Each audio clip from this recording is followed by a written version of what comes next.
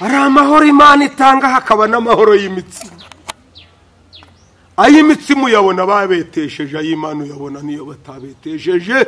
Ay'imitsima uyabona kuko baponze, ariko ay'Imana uyabona nta ayacu.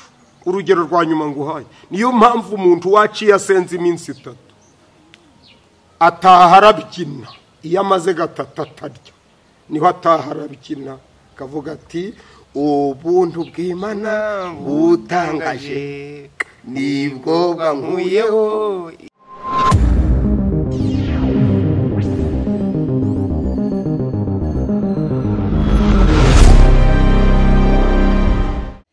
Ikaze nshuti mwe muduteze yombi, mwe muri kumwe natwe, amahoro y'Imana akomeze kubana namwe. Ngewe nitwa Onete, Dani ari kudufasha kuri kamera. Tubahaye ikaze mwese abatwumvira ahantu hatandukanye, mu duce dutandukanye, mu bihugu bitandukanye. Twishimiye kandi kongera kubana namwe.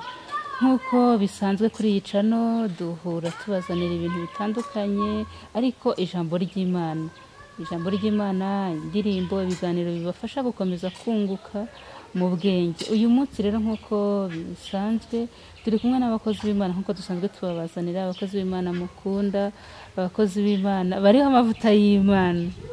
Turi kumwe na Pastor Semajeri, muri kumubona kuri kamera. Turi kumwe na Pastor Munezero, nawe muramubona muri kamera. N'ababyeyi nzi neza ko mukunda kandi mwari mukumbuye, nanjye ndimo. Hanyuma rero mbakugiye bike y'ababyeyi, urabizi ko kuvuga byinshi ndi kumwe namwe nta nubwo bijya binyorohera. Tubahaye ikaze, mwibwira abaduteze yombi. Karibu, reka duhere kwa Papa Dore. Murakoze, nk'uko mbivuze, nitwa Pastor Semajeri Abwije. Ndashima Imana ko turi kumwe uyu mwanya. Imana umugisha. Amen. Nitwa Pastor Munezero, nkorera mu rurembo rwa Rubavu. Ndi umugabo ndubatse, niwe itorero ryitwa Rurembo. Imana ibahereze umugisha. Amen, amen. Imana ibaho umugisha cyane. Twishimiye kubana namwe, muri umugisha kuri twebwe. Kandi abantu baduteze yombi twizeye ko muri buze guhabwa umugisha muri iki kiganiro. Niba umeze neza turishimye hamwe nawe, kandi nawe niba wumva utameze neza ukomere kandi uhumure, biraza kugenda neza. Ku isi niko bimera, uyu munsi umuntu abababaye ariko ejo akishima. Kandi tubwire abadukurikiye ko ibyo Imana idakoze none ejo izabikora. Hanyuma rero mbere yuko dutangira ikiganiro cyacu, turifuza ko tubanza gusenga. Ariko uyu munsi dufite ikibazo kivuga ngo ese ni kuki umuntu asenga ariko akanga akageragezwa? Hari abantu benshi bajye baza batubwira bati rwose mudutera inkunga, none akakubarira nk'ahantu yasengeye, kizabonwa kanyarira mu rupfu ngo mu muhogo n'ahandi n'ahandi. Nibyo rero turashaka kugira ngo aricyo tuba tuganiraho, ariko reka tubanze dusenga Imana.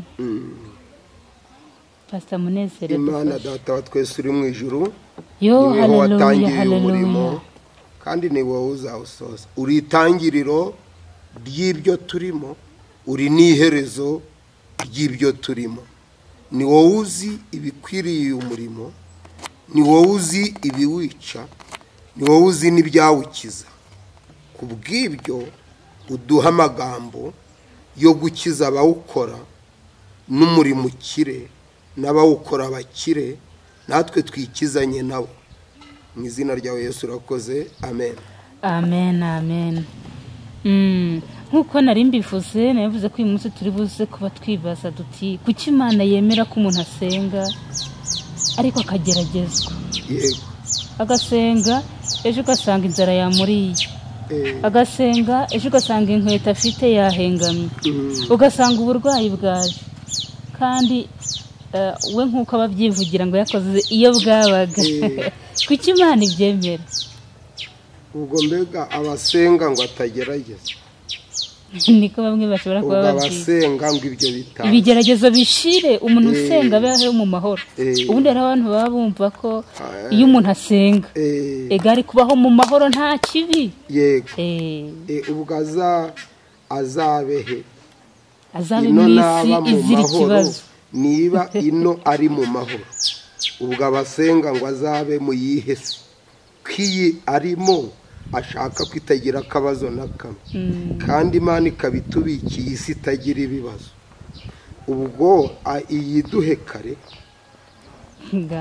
abasenga ngo abagezeyo kare ubwo abasenga ngo Imana ihindure ahakiri paradiso aryohe ino no mu ijoro aryohe no mu isi aryohe atangirira ino azakomereze mu ijoro yego twabyumvise numva twasoma ijambo ry'Imana Zaburi ni ya Dawidi ibice 4 umurongo w'8 ibice 4 umurongo w'8 haravuze ngo ushyire ibyishimo mu mutima wanjye biruta ibyo ku burumbuke bw'amasaka na vino nzaja ndyama nsinzire nzaja ndyama ngirute nsinzire niziguye kuko ari wowe wenyine Uwiteka umpa kuba amahoro amen aya magambo zibyo muze nge numva Imana iramutse itanze isi itagira ibibazo yaba yarabeshe yaba yivuguruje ahubwo isi tumanze tumenye umuntu agerageza umuntu ashaka iki ubundi bigeragezo ni izina riteye ubwoba ariko mu yandi magambo ibigeragezo ni imyitozo ni ugutoza umuntu buriya ni nk'uko wasenga ngo Yesu adapfa kuba adapfa rero bivuze ko tutabona agakiza umwitozo akora ni uwo kugira ngo tubone agakiza rero abantu benshi nakunze kubabwira kureba ikigeragezo ni vuba ariko iyo umuntu arebye hirya yacyo abona uwo mwitozo ari mwiza nasomye ijambo rivuga ngo iyo urinze umwana inkoni uba umwanzi ahubwo ngo iyo umukubise niho uba umukunzi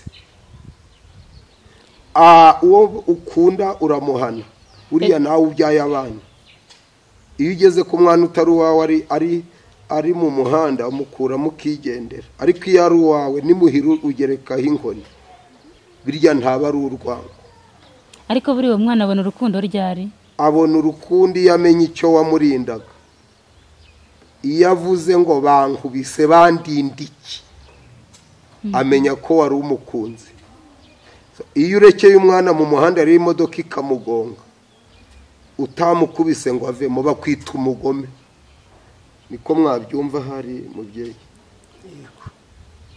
iri riravuze ngo ushyire ibyishimo mu mutima wanjye kimwe mu bintu igituma abantu batishima rero aravuga ngo biruta ibyo ku mwero w'amasaka ku burumbuke bw'amasaka yari azi ko hari ibyishimo byinshi biterwa n'uko amasaka yeze ubwo ibyo byishimo weho nibyo uvuze ushakira abantu ushaka ko amasaka yera bakishima ushaka ko vino iboneka bakishima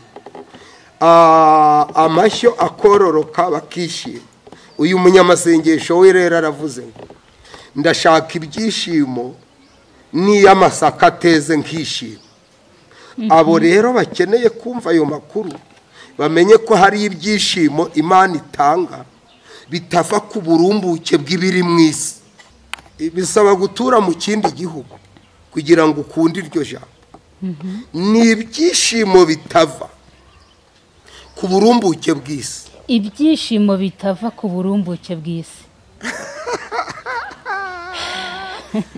wemera ko bihari uyu yaravuze ngo nzaja ndyama nsinzire kuko nzi ko Uwiteka ari wowe undamira amen undi yaravuze ngo kuri ubu nje ngira amahoro atemba nk'uruzi uruzi ntirushyirayo nyahawe na data ngo ariko abisi ntibayazi iyi si igira ubwoko bw'amahoro umenye ko hari n'uwishima kuko umwanzi we yapfuye ibyo rero ntabwo Imana yabivamo hari umuntu ubyina kuko uwo baturanye yahombye wakunguka izo mbyino imana ntizigira. Igira amahoro, iraguha ukishima, amasaka yeze ateze ukishima, ukishima mu ibibi, ukishima no mu isarura, ukishima wabyaye, ukishima utabyaye. Imana ifite ayo mahoro. Ifite amahoro ugira wacuruje, ikagira n'amahoro ugira utacuruje. Ifite amahoro iguha uri imfubyi, ukishima kurusha abafite base n'abandi. Ayo mahoro yayahaye Dawidi. Aravuga ngo ubwo data na mama bazandika, nzanagira ibyishimo kuko Uwiteka azantarura. Hari amahoro Imana ibaha. Hari uwitwa Stefano yagize ibyishimo. Ibyishimo bigira arapfa. Ni ibyishimo ugira kandi urapfa. None kandi ibyo bigerageza batinya ko byabica. Ariko ushyira ibyishimo mu mutima wanjye. Urumva uyu afite ibyishimo arapfa. Arapfa none afite ibyishimo. Hari ibyishimo Imana ishira mu mutima. Muri make hari ibintu bavuga ngo petimo. Kugira ngo aba bantu ibigeragezo babishobore, kereka Imana yarashize muri bo ibyishimo biruta ibyo ku burumbuke bw'amasaka. Niho uwacu yavuze ngo naho imirima yagira ute yarumba, amashyo agashyira mu biraro, nta kabuza ko ngira ute ko nishimira Uwiteka. Urumva yishimye amashyo yasize mu biraro, yishimye imirima yagize ute yarumbye. Na Dawidi araje aravuga ati kugira ngo amasaka atazarumba nkagwa, shira ibyishimo mu mutima wanjye biruta ibyo ku burumbuke bw'umwero w'amasaka. Deziyemema aravuga ngo kugira ngo vino itazabura nkagwa, ibyishimo biruta ibyo ku mwero wa vino, nge nishime kurusha ababonye izo divayi, nge nishime kubarushya. Ndaguha urugero. Urabona nk'ubu ndi guseka, ariko ubu sindimo nseswa n'ibyo ndiye. Ndimo ndavuga aya magambo nkumva amaseka. Aya rero ntabwo avuye ku byo mu mpaye. Imana yandemyemo. Ntabwo ari agenda biva mu bitungo. Ntabwo avuye kuko amasaka yeze. Nawe turicaranya ntacyo ntamiye uretse amahoro Imana ishize mu mutima. Bibiliya iravuga ngo amahoro Yesu aha abantu ntagira akagero ntarondoreka, utayata. Ubwo nashatse kuvuga ibyishimo mbere yo kuvuga ibigeragezo. No mu iyi minsi umwuka yarampuguye ati ntukavuge ibibi byinshi, uje uvuga ibyiza. Ntukavuge Satani inshuro nyinshi, ahubwo uje uvuga Yesu inshuro nyinshi. Aba bantu rero bavuga ko basenga ntibagira amahoro. Biragaragara ko batarahura na Yesu. Iri sengesho ntibarakarisenga kuko bababazwa nuko umwana atatsinze. Kandi wenda impamvu atatsinze ni ukugira ngo turimo turagendana, wenda hari akandi kazi Imana imubiki. Aba barababazwa nuko umukobwa atashatse. Ndaguha urugero. Kandi wenda uyu mukobwa utashatse ni Mariya, azamanza ararane n'Imana abyare Yesu. Uzamubona rero utagira aya mahoro Imana itanga, azagira ngo ahezaho. Naho ntabwo ahezaho. Umusore we wa mbere azaba Imana. Uzabona umwana wagiye gupfa ntabwo azishima, ariko akwiye kugira amahoro. Aburahamu byamubayeho, yishima agiye gutamba umwana. Urumva umwana aramubaza ngo ibitambo biri, aravuga ngo Uwiteka ari bwishakira igitambo. Urabona uyu no problem, nta bibazo afite, nta gahinda afite, nta maganya, kandi ashoreye umwana, kandi niwe wenyine afite. Atunzwe n'amahoro Imana yashize mu mutima we. Abisi rero ntibagira amahoro bahawe n'Imana, bagira amahoro bahabwa n'umwero w'amasaka. Imana iguha umugisha. Bakagira amahoro bahabwa na vino. Niyo mpamvu babyina kuko banyoye, bakabyina kuko basaruye. Ariko twebwe iwacu ni mu ijuru, niho dutegereje ko umukiza aza. Ndashimira Kristo ufite ibyishimo ashyira mu muntu. Numvishe ko washatse kuvuga ariko numva konegisiyo yanjye yanze gucika. Nashakaga kugera kwa kakanda. Amen. Twigire ku batubanjirije. Aleluya. Ngo bamubwire ngo dupfukamire. Ntiyari kubona uramushingira igiti. Iyo batagishinga kandi aha niho mfashijwe. Umwanzi we ntiyari kubona icyajya. Iyo aba mu mahoro iri kumubwira ngo umva uko ivuganye nawe, ndakuramiye ngukuye ibiti imbere, ibyo bari bashinze imbere mbigukuye imbere, Hamani mugukuye imbere, iki giti yashinze ndakivunaguye, ndagicanye, nkugiye imbere, ndakirigishije, ngicukuriye urwobo. Iyaba mwibyo umwanzi we yari kuja ku kihe icya kabiri. Iyi Imana ikura inyanja imbere y'Abisirayeli, Abanyegiputa bari kuja mu yihe. Rero abantu bareke bari ku ishuri, ariko muri ako kaga. Ibi mvuga suko nishimira ibigeragezo, suko nishimira n'amakuru, ahubwo nzikivamo. Iyo nzikivamo, abantu naganije ubusize naravuze ngo mfite umwana witwa Promesa. Iyo yashize ikirayi muri rondereza arasha ntarira, icyo kigeragezo nta kibona, abona ikirayi kirimo gusa, agira icyo agakoramo. Ntabwo ahamagara ngo mama ndahiye, azi icyo yokeje. Icyo yokeje kigabanya ubushe. Murakoze cyane. Amen, amen. Imana ibamugisha, komeza ugira ibihe byiza. Dukurikiye unyuze kuri Gutabarwa TV, ndizera komeze neza cyane. Turi kumwe n'abakozi b'Imana, Pastor Munezero ndetse na Pastor Semajeri. Abantu benshi bagibanirwa no kubatandukanya. Bamwe ugisanga bavuga ngo ni impanga bitewe nuko kriteri zanyu ukuntu mumeze. Muruzuzanya. Yatwunganira nawe. Niyo mpamvu rero Dore twari tuvuze Pastor Semajeri ngo tubwire. Sindagira ahangaha kuri iki Pastor Munezero yaravuze. Koko izi mbaraga zo kwishima no kunezererwa, kandi umuntu abibona ko amasaka ateze ndetse no mu kanya ashobora kwishima nkaho izi mbaraga koko ziva he? Murakoze Pastor Munezero. Uko muvuze ngo turi impanga, ahubwo nigiye ku birenge bye. Yarantoje ni mukuru wanjye, kandi azi ko mukunda. Ndamukunda kuko muri uru rugendo yaramfashije kugira ngo byibura mbe umukirisitu ukomeye uzi ibyari byo, yabigizemo uruhare. Muri make rero tukiri ikiganiro turiho, yagerageje kutujyana heza cyane. Atwereka amahoro abakirisitu bagomba guharanira, mbere yo guharanira amahoro bo bishakira.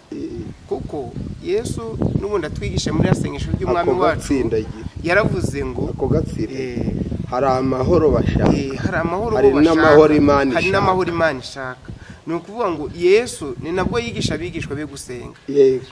Basengaga, birashoboka ko basengaga nanone bifu. Ni ryari we wishimye biteze? Ni ryari wishimye biteze? Havuyemo iki se? Reka dukomeze. Dukomeze. Okay. Noneho nibyo turimo kuvuga, usanga abenshi bifuza amahoro bo bashaka. Ni nayo mpamvu Kristo yabwiye abigishwa be ngo arimo kubigisha gusenga, aravuga ngo mujye musenga ngo bye kubuko ngeweho nshaka. Kandi nawe niko yasenze. Yaravuze ngo nibibuko nshaka birahabanya n'ubushake bwawe Mana. Ni ukuvuga ngo rero akenshi twifuza kubuko dushaka.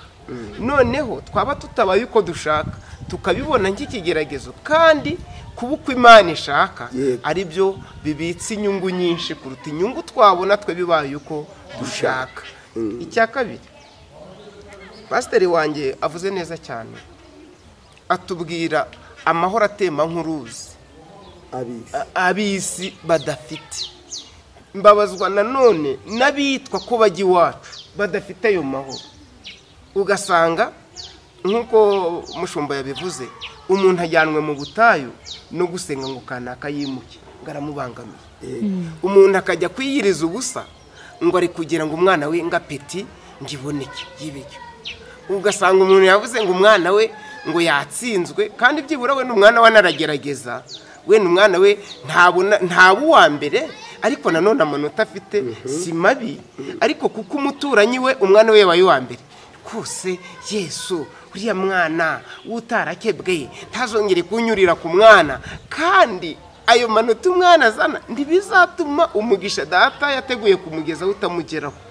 Ugasanga rero Imana hari ibitayirazi ishinge iri gukemura, nyamara wa wundi wabisenze we yabisenganye imbaraga ndetse anategereje no gusubizwa kuri ibyo bintu. Ubwo rero ntibizatuma atavuga ngo narabisengeye, nagiye kanyarira, nabyirije ubusa, nagize nte, ariko byanze kuvaho.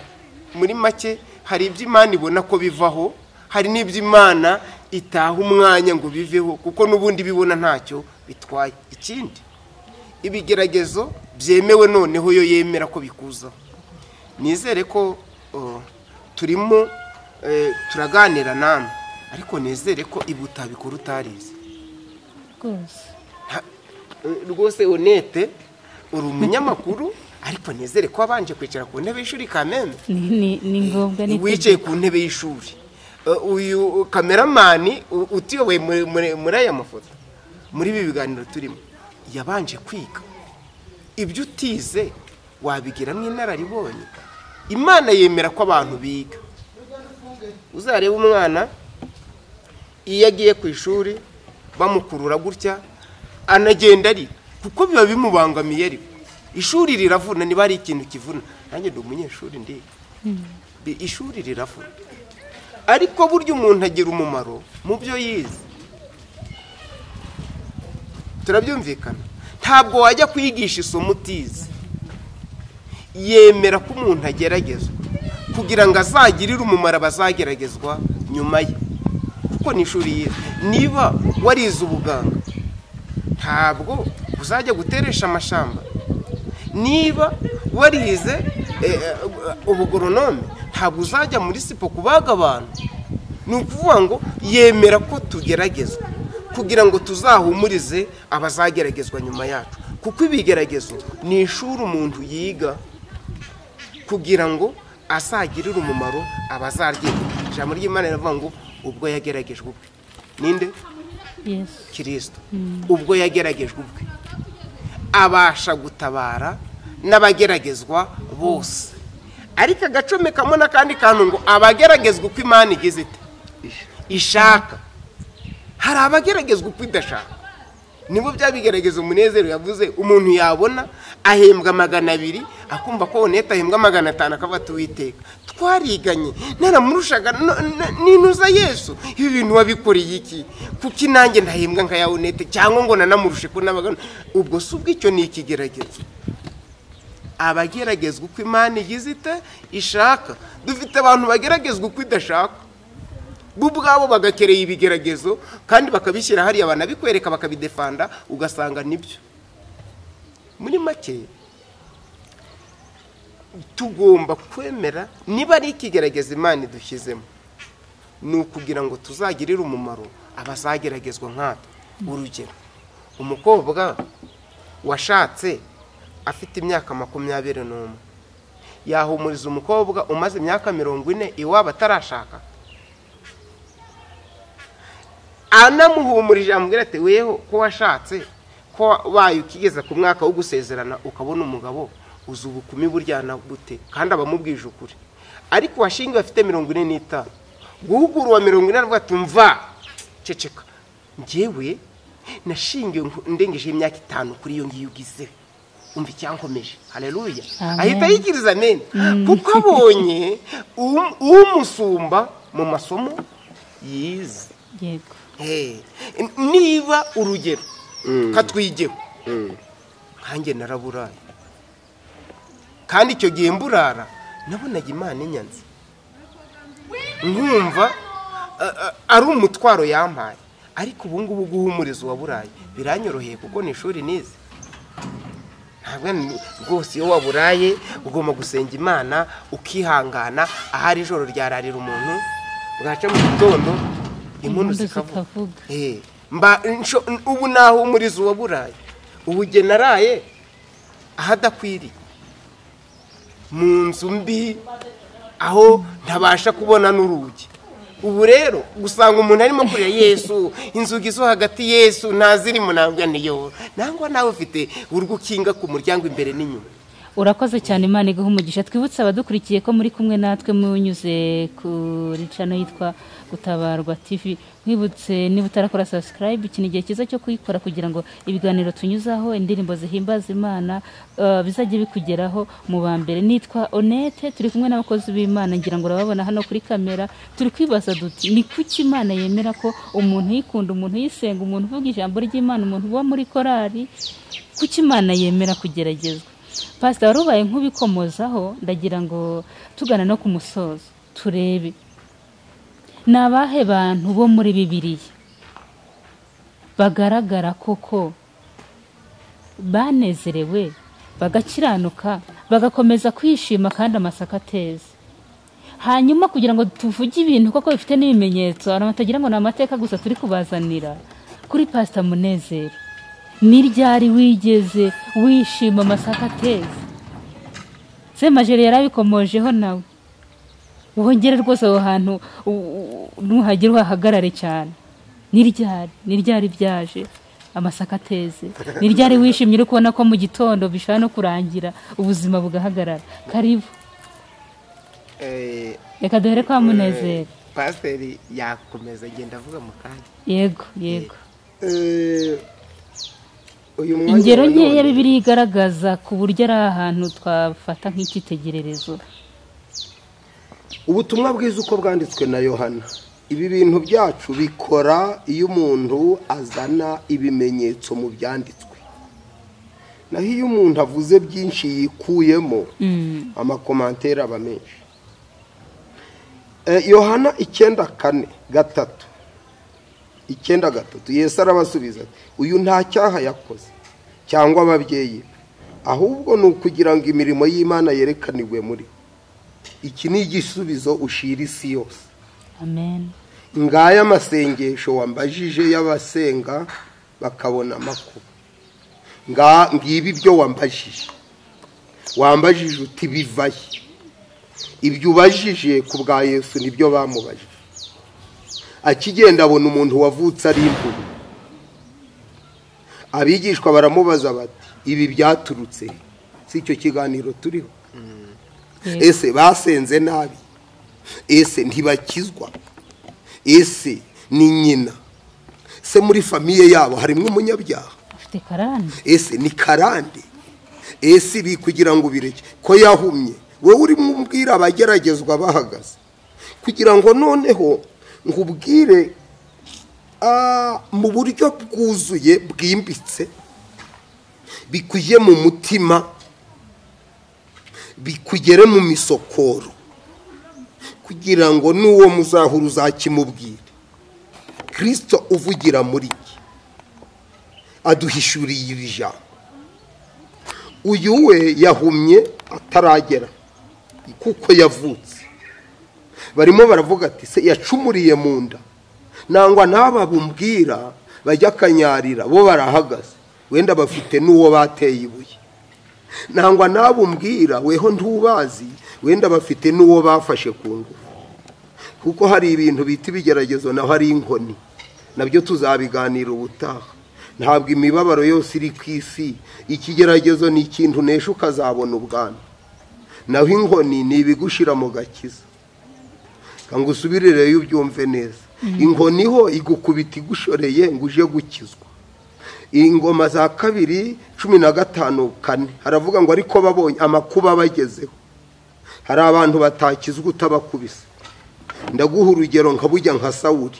Paulo witwa Sawuli, uretse inkoni nta yindi mirongo yo muri Bibiliya wamusomera. None ko Imana ifite ba Sawuli, ubwo nimukubita rero umugore kandi azavuga ati ramukubise. Ekada, ahubwo umugore namenye ko izo nkoni zimujanye mu gakiza. Imana ibahereza umugisha. Amen. Mu izina rya Yesu. Amen. Hari inkoni zijana mu gakiza, ibigeragezo bikajyana mu ijuru. Rero hari ibigeragezo kugira ngo namara kwemerwa hahirwa uyihanganira iki ibimugerageza, namara kugira ute kwemerwa azambikwa iki ikamba. Iyo byose bitungana rero rata mwana wa mama ariho dusoreza. Yesu yabura icyo akora. Byose bitunganye, Yesu yabura icyo akora. Kuki yahumye? ataragera ku isi ngo wenda arye n'amavuta aje mu maso ko atari za mibe. Ni ukugira ngo Yesu abone icyo akora, kugira ngo imirimo y'Imana yerekanirwe kuki kuri muri kuki Lazaro yapfuye. Si urwango Imana yanga Mariya, si urwango yanga Marita, ni ukugira ngo imirimo ya Yesu igire ite igaragara. Ngiye uri kumba urimo urambaza ngo ni ryari nishimye bitaciyemo. Ni none nanone mfite byinshi bitaciyemo. Kuva mvutse sinigeze igare, sinigeze moto, sinigeze imodoka, ngenda n'igitsi. Ndishimye kurusha bicaye kuri vuri, ndanezerewe cyane. Icya kabiri, ntuye mu murenge wa Muringa, nta modoka ihagera, niyo ntuye. Ndishimye, ntacyo hantwaye, ntuzurira umwuka, nzajya mu ijuru, nta kibazo nteye Imana, mpari nzajya mu ijuru, ndahavuye nzajya mu ijuru. Icya gatatu, ndi umuhinzi mworozi, n'ubu nje mvuye mu murima ndi mu isambu. Ibi nkubwira ni ukuri, mfite abadiyakoni babiri barimo uwitwa Puwa na Angelique, twari kumwe mu murima, ntacyo bintwaye, mfite ibyishimo, reba ubu ndanyuzwe. Icya gatatu, Imana idufashe kandi tugire neza. Mfite abantu bakijijwe nyuma yanjye, bamwe bayoboye indembo, abandi bayoboye amaparuwasi. Nje nta paruwasi ngira, ariko ndishimye, simbabangamira. Uzababaza iyo duhuye usanga nezerewe. Ngubwira ikizi cya kane, singira papa, singira mama, mfite abana barindwi, dufite imfubyi, mfite bashiki banje batashatse, mfite n'abaruhiye mu nzu. Turishimye, bose barasenga, ntacyo. Umva nkubwira, narize ngera ahantu bakora icya leta, mbizi neza, numva bifatika, nyobigwi y'amashuri anyuze, ntacyo mbaye. Icya kane, mfite ibintu by'ibicuro byanzagaho, nkikubita hasi, inzu iyo byavaga, inzu y'ababinde, ntacyo mbaye, ndanyuzwe, nuzuye umwuka. Birashoboka ko umuntu yishima, amasaka ateze, singwanya imigisha Imana itanga. Aleluya. Ariko umugisha wa mbere ndusha abandi, utazabonana abantu benshi, nibi byishimo bitagira icyo bishingiyeho, bishingiyeho ko Kristo ari umwana. Ibi biraryoshye cyane, ni ibintu yateruye mu ijuru. Ntabwo ndimo mbisosora muri resitora yatetse amaboyiro, ndabisosora Isiyoni. Niyo mpamvu dusenga. Abantu rero kangubwira akantu kamwe, kera twigaga ibintu bavuga ngo ni secret professionnel. Ari abantu batazi uyu murimo. Amahoro Imana itanga ntiyasosora mu masaka, iyasosora mu ijuru, kandi mu ijuru ntihera amasaka. Amahoro Imana itanga ntiyavana mu nyama, ko kugeza ubu mu ijuru ntibabaga ibimasa, iyafata mu ijuru. Niba hari ikintu mwikozeho, ni ukwaka Imana amahoro, iguha ayitanga. Kandi ayitanga ni ukugira ngo unyure mu mazi ntagutembane, ayo niyitanga. Amahoro Imana itanga ni ukugira ngo uce mu muriro, ariko ntugire ute ntushe. Kandi ibyo nibyo murwanya ku isi. Amahoro Imana itanga. Aleluya. Imana ishimwe kandi ishigwe hejuru. Ni ukugira ngo ubyare ufite 100, uzabona ibyivuga. Ayo mu isi ntibayashaka. Weho wirenganya Imana, amahoro itanga ntabwo abisi bayashaka. Isi ntiyashaka. Isi ishaka umuntu uravuka nkawe w'umukobwa, yagira 17 agasanga minisitiri. Abaminisitiri bakwiye abo bakobwa bazavahe. Naho ijuru Imana, amahoro Imana itanga. Amahoro Imana itanga. Abantu baragira ngo buri wese ntahinge, isuka isigarane nje, nzahingira isi yose nyishobore. Kutansubiza ko buri wese avuga ngo Mana nkura kwisuka. Ngewe Munezero ninje uzahingira Amerika, Naziya na Australia, ngingire ba iPhone ba Semajeri bose abashumba bose bakwisi. Hagomba kubaho abahinzi, cyokora bagahinga bafite ibyishimo, imana yashyize mu mitima Imana yabo ishimwe. nakogize Ndafashije. none abantu bashaka inka zizaragira nde kuziragiye ashaka kuvayo kandi imana izakubwira iti nguhaye uragire inka zawe ntiguha rero niguha uragiye amatungo yawe izabikugiriye neza wowe urishimye ni imana y'abashumba ni n'imana y'abo baragiriye ni imana y'ababyaye ikaba n'imana y'abazabahekera abana ni imana y'abubatsi ikaba n'imana y'abapondayi ni imana y'abashoferi ikaba n'imana y'abakomvoye Imana ni ishimwe. imana y'abadozi ikaba n'imana y'abo badodeye ibyo mwita ibigeragezo niko isi yubatse mwe mumere nk'inzu gusa inzu mwebwe abantu ntibakizwe nk'inzu ubwo ndimo ndasoza ntibakizwe nk'inzu uteza inzu ikijijwe gusa amabati ntasenga ngo mpave amabati aranyagirwa inkuta kandi asakariye inkuta ntiwabona amabati avuze ngo ndamanutse n'inkuta zinyagirwa aharanira gutwikira inkuta hagwa urubura amabati ararufata hagwa amahindu amabati arafata inkingi nazo rero ntizabwira amabati ngo mva hejuru zikorera amabati kuva ku ngoma agahinduro kugeza na n'ubu zikikoreye amabati ntizijya gusenga ibi musengera mwebwe ni umurengwe inkingi zo ziba zizi ko byarangiye hari ahantu Yesu yabwiye abigishwa bati rero maze iminsi mbabuza gusinzira areruye atari ko uyu munsi noneho ufite agatotsi n'agasinzire twenda kwiruka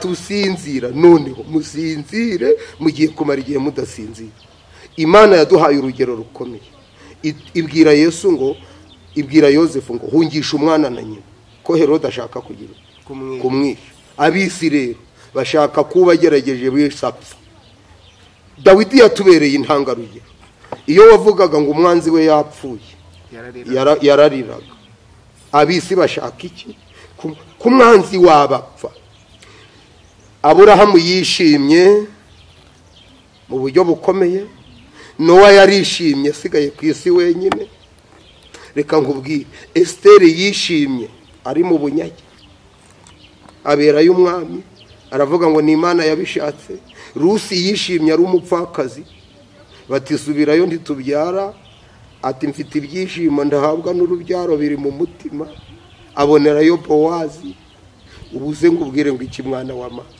Yesu yarishimye yasize se na nyina bakaza kumureba bativayo abantu uzi ibyo bashaka ahantu Yesu ari gukiza abantu ngo sohoka turi kugushaka ibwo si by'Imana yabyemera dufite abantu benshi bishimye uriya mukobwa ati nge ndi umukristo maze n'intumigwa ngiye gupfa nzagira ibyishimo bitagira ute bitavuga ndagira ngo dusengere abantu bagira ibyishimo Imana itanga nge numva ari wo mwanzuro twafata wentre abantu bagira ibyishimo Imana itanga kandi ibyitanga biri mu ijuru ni ukwishima imirimo iteza kwishima amashati ari mu biraro kwishima utashatse kwishima utabyaye kwishima nyine urambwira uti ntibibaho kuko mu isi ntabihari biri mu ijuru nkumva rero Imana idufashe kandi tugire neza kandi duhereze umugisha mu izina rya Yesu amen amahanga niba hari abashaka amahoro Imana itanga ayo mahoro ntabwo ari mu isi mbahaye amahoro mbasigiye amahoro ariko simbaha nk'uko abisi batanga mwe amahoro mushaka nayo kwa nyina wa Munezero ayo si y'Imana itanga amahoro mushaka nayo kugira amataye ukagira ibirijana ibyo ntabyo Imana iri mushaka unanuke upfa kuba ufite ayo mu mutima amen ubishoboye rero ingingira abantu niba basenga by'ukuri ahubwo dore inama mbagiriye niba amahoro Imana itanga batayashaka nibareke gusenga kuko amahoro izabaho nayo yahaye Yosefu kandi ayo ntibayashaka nibibere mu rugo rero ushaka gusenga agasaba Imana amahoro ni amahoro iguha itanura ukaribona nk'iritari ni amahoro iguha ukemera ko urabazi nk'ujya abandi batashe ko wiruhukiye birakomeye ngaho kankubwira kandi keza nayo y'ibiryo irayafite. hari abantu baje kuyashaka ngo baje abaha amakarito y'imitsima ngo baragenda babwira abandi bati amahoro yabonetse imitsima yawe. igihe bagarutse abima n'irindazi rimwe suduhoye icyo ati nzi ko mutazanywe n'amahoro ntanga ahubwo ya mitsima hari n'amahoro y'imitsima. yo ndishiriye ndanezerewe kano kantu narigiye ndakabuza umva kakandi ukuntu kandyohe. hari amahoro Imana itanga hakaba n'amahoro y'imitsima. ay'imitsima uyabona babetesheje, ay'Imana uyabona niyo batabetesheje. ay'imitsima uyabona kuko baponze, ariko ay'Imana uyabona nta ayacu. urugero rwa nyuma nguhaye, niyo mpamvu umuntu waciye asenze iminsi 3 ataha arabyina. iyo amaze 3 atarya niho ataha arabyina kavuga ati ubuntu bw'Imana butangaje nibwo bwankuyeho imigozi. byavuye se kuki? byavuye ku gushaka kw'Imana yonyine. akareguka nk'iriya amaze 3 atajya ari muri urima na mana wabaye Imana. hari umuririmbyi wa hano hirya waririmbye ngo mana wangiriye nawe nyumvira Imana nanjye ndagushima. uwo murokore naho nta bindi afite, ahubwo yumva aravuze ngo ntabwo wandemanye amahembe. ngo arebye hano urumva amahoro Imana itanga. warebye hano aravuga ngo aya mahembe nari nzaje ndayarazaye ngo ngubu yimba amahembe ngo arabyina ngo ntabwo arabyina. uzareba iyo ndirimbo yirirwa arabyina buri ngo nuko atameze amahembe. udushiremo ibyishimo bidaturuka ku burumbuke bw'umwero w'amasaka, ahubwo biva kuri Kristo. ibyo birahari.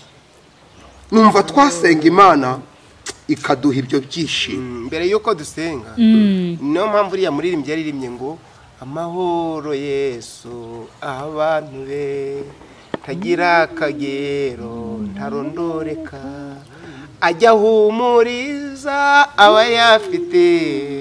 turekera ajya humuriza abayafite. ariko hari abatayafite. wewe uravuga ibyo reba Gehazi utaruyagira ari kumwe na Elisa ngo igitero kiraza ngo Gehazi ati fitinga ibintu duhungire muri Erope. Elisa ati nje sindahunga nta kaga ndikuwe. yicajwe. reba igitero cyaje ukavuga ngo nta byo guhunga bihari. ni amahoro adakomoka mu ngabo z'isi kuko yaramubwiye ngo icaraha cyokora ngo ahamagara Imana. n'iryo sengesho ugiye gusenga aravuga ngo kaninginga Imana igukore kuki ku maso. mushiki wanje ihangana kano kandi ukumve neza. kaninginga Imana. amen. umva aho tugiye gusengera kambisubiremo.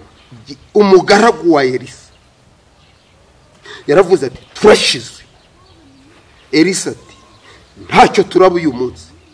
uwo mugaragu ati baraturigota. Elisa ati nejo tuzaba turiho. uwo mugaragu ati biracitse. Elisa ati nta bicitse ahubwo niho bikomeye. urumva kandi igitero kiraho he ngo none haramuvuga ati ariko menya icyo uzize ari ikisizize. menya icyo uzize mugaragu wanjye nta maso y'umwuka ugira areba izitugose. ngo arambuye ibiganza ati mwami kora ku maso y'uyu mugaragu yere kubona iziduteye abona izitugose. ngo igikora ku maso y'uwo mugaragu abona hano hari abamarayika n'ingabo ibihumbi bari kuvuga ngo dudusi. ngumva ati umva uko mvuganye nawe baratsindwa ntimuratsindwa, barahuma ntimurahuma, barahunagira ntimurahunagira. ndashimira Kristo. urakoze cyane. wa mugaragu baravuza turakoze mwami kunyeretse izi ngabo. atarazibona yari yiruse. isi itarabona ingabo z'Imana ziturinze izahora irirukanka. niho umwuka ikabona iz'Imana izahagarara ku munara wayo irindire yumva ikemera. nanjye wenda ako nakongeraho nuko tubwire nk'ibintu nka bingahe nawe Imana yagushoboje ukishima bitavuye mu burumbuke bw'ibyo wejeje. Bitavuye mu birayi. Ibitavuye mu birayi umukozi w'Imana pastor yavuze ngo n'uyu munsi ndashima Imana. Amen. Ndashima Imana nyuzwe nuko mbaye vuga ngo n'ubushuti bwo mu ijuru. Ni kuriya muri njye ari ngo nyuzwe n'ubushuti bwo mu ijuru. Ndashima Imana wa mugani amahoro Yesu atanga burya niyo umugenzi ujya muri icyo gihugu akeneye. Ni ukuvuga ngo n'ubundi iduha amahoro y'iwacu. Umuntu wese ajyanwa mu gihugu agiyemo na visa yacyo. Ntabwo waba ufite visa yo muri Amerika ngo ujye muri Afurika y'Epfo. Abantu rero bakwiye amahoro Yesu atanga kugira ngo babashe kwakira n'iby'Imana ishaka kuri. Papa ukiri aho ngaho nyemerera nguce mu ijambo. Kuva niga kukubona Pastor Semajeri namubonye ari umupapa ukunda guseka gusa. Nabyo biri muri ubu burumbuke twari turi kuvuga. Nabyo biri muri ubu ibyishimo bitava. Ariko ubuze no kuvuga ko waririmbaga tagira n'inifo. Abantu bose bakuzi bazi ko ugira umuco wo guhora useka. Ubanza niyo usinziriye useka. Rwose penda seka kandi nezezwa n'Imana kuko yanyemereye gusa. Muri iki gihugu uyu mugabo twajya gusenga nambaye inkweto za madamu n'ishati ayo mahoro akanyemeza ko uko nambaye bikwiriye kandi bakihana. Urabyumva ngafata urugendo tukava hano tukajya mu za Kibuye iwabo bayakabumbye za Gasovu tukakomeza tukajya za Cyangugu imukoma tukavayo tukakomeza za Nganzo iriya za Kirinda tugenda n'amaguru. Ayo mahoro ashoboza umuntu kugenda. Ayo mahoro abwira umuntu ko azarya ntawe yahinze. Ayo mahoro ahumuriza umuntu mu kibazo kandi akamubwira ngo naho ndiho naho nashimwe. Ikiruta ibindi mparanira ni ukuzabona Imana.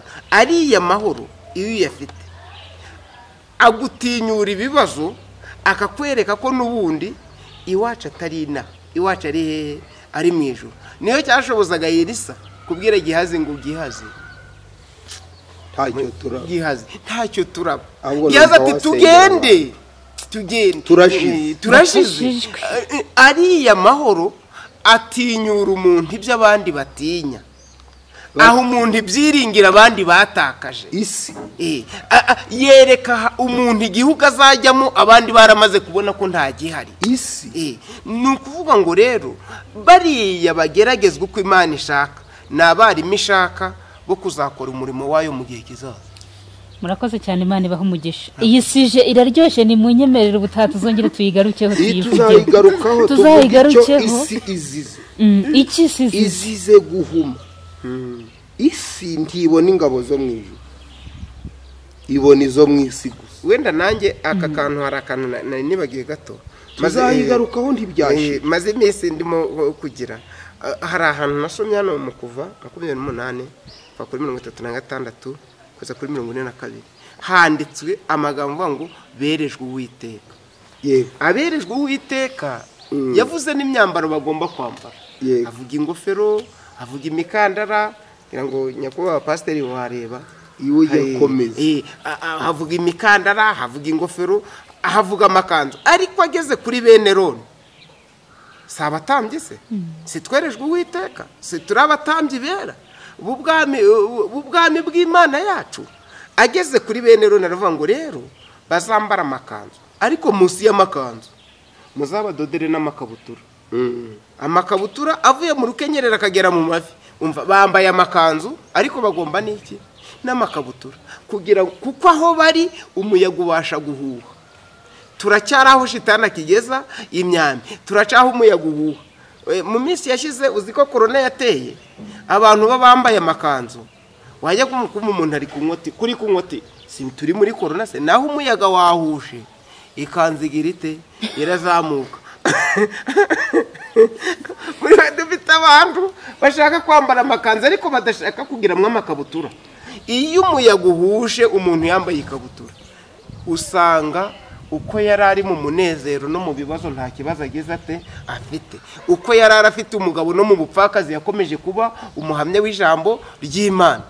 Muri make mushiki wanjye, tubwire abantu bambara intwaro zose z'Imana, kuko ijambo ry'Imana rigize rite ribivuga. Abantu niba yageragejwe avuye ngo mbese ahari si umuyaga ushaka kugira ngo barebe ko nambaye n'ikabutura. Iyo umuyaga uhusha ikanzu irazamuka, umuyaga ku ikanzu biroro, ariko umuyaga ku ikabutura ntacyo utwara uyambaye. Muri make abantu ntibambara intwaro zose z'Imana, bambara uko ijambo ry'Imana bakenyera ukuri, bambare gukiranuka, bihangane, hahirwa uyihanganira ibimugerageza. Namara kwemerwa, buriya bacu bemewe, Yobu yaravuze ngo naho napfa nyiringira. Uragira se ngo yishwe na cya kigeragezo? Yanakivuyemo. Nabo yemera ko bakigwamo, igihindura igare kugira ngo bazabe icyitegererezo cy'abazahabwa ubuhamya bwabo. Udatuma ijoro rigwa tubivuga. Imana ibamugishe cyane. Umugore wa Yobu yarariraga ngo byacitse. Yobu akavuga ngo uruhu rwanjye nirumara ko nzongera nzareba Imana. Kandi abana bapfuye n'inka zapfuye n'amashyo yashyize, ariko yarebaga kure. Kimwe mu byadufasha no gutwara intwaro z'Imana, ariko tukamenya ko amahoro Yesu atanga atari ano yo mwisi. Ayo mwisi tuzayahabwa n'abisi. Imana ibamugishe. Ayo mwijuru tuyahabwe na nyirijuru. Ayo mwisi wubaka ibipangu birebire ugashiraho n'ibicupa ngo batazacyurira n'imigozi. Mwijuru ho ndakurahiye sinegura ibipangu, ariko no mw'ibyo bipangu habamwe amahoro y'Imana. Amen. Ukakiba mutuje. Murakoze cyane, Imana ibamugishe. Reka dusenge, tuzagaruka kuri iyi si. Ni kuki Imana yemera ko umuntu usenga ababazwa ahura n'ibigeragezo? Mwibutse niba utarakora subscribe ukikora, ugakora share, ugakora comment, bizagufasha ko ibiganiro bica kuri iyi channel uzajya ubibona mu ba mbere. Niba rebe ko ari ibigeragezo cyangwa ko ari inkoni, kuko inkoni yanduruye amatungo niyonora ava mu myaka simwe, azijyana mu rwuri, inkoni zijyana mu rwuri ni inshimbo, umutima uzatuza, n'umucyo uzagira ute uzaba mwinshi niba dukurikiye inzira y'amasenge. Amen. Imana ibamugishe. Karibu gusenga. Reka dusenge Imana. Mana Data wa twese, turagushimye kuko Amen. Mu bagihumeka umwuka w'abazima turimo, mu bakiriho turacyariho, ushira ibyishimo. Turagushimye uhoraho nyiringabo mu mitima. Tugushimiye uyu mwanya mwiza duhaye muri iki kiganiro, ibyishimo muri iki kiganiro bidafite urufatiro mwisi cyo ko naho imfatiro zasenywa. Mwami, ibyo byishimo basengera ibigeragezo ntibiveho. Nyamara uhoraho nyiringabo, birakwiye ko tubanza kumenya aho turi, tukamenya ko nta mahoro yuzuye twabonera mu isi, ko gusa iwawe ariho hasendereye amahoro, kandi kabera bazaruhuka banesheje uru rugamba. Ijambo ryawe riravuga ngo abazaba batsinze urugamba bazabana na Yesu akaramata. Cyokora ujya ubana natwe mu bibazo n'ibigeragezo, kuko wavuze ngo ubwo wageragejwe ubwawe ubasha gutabara n'abageragezwa bose. N'abageragezwa uko ushaka, n'abageragezwa batabigizemo uruhare, kuko twasanze hari n'abageragezwa ariko nabari ba nyirabayazana b'ibibazo barimo, bakitiranya ibyifuzo byabo n'ibigeragezo. Ariko nanone dusanga umwanzi wacu iteka adutera imyambi, byibura harashaka no kudusubiza inyuma. Aho ujya ubana natwe ukadukomeza, ukaduhumurizisha ijambo ryawe, ukavuga ngo duhumure uri kumwe natwe. Gusa uhoraho nyiringabo, turasenze kugira ngo twifuze amahoro atari nk'ay'abisi batanga.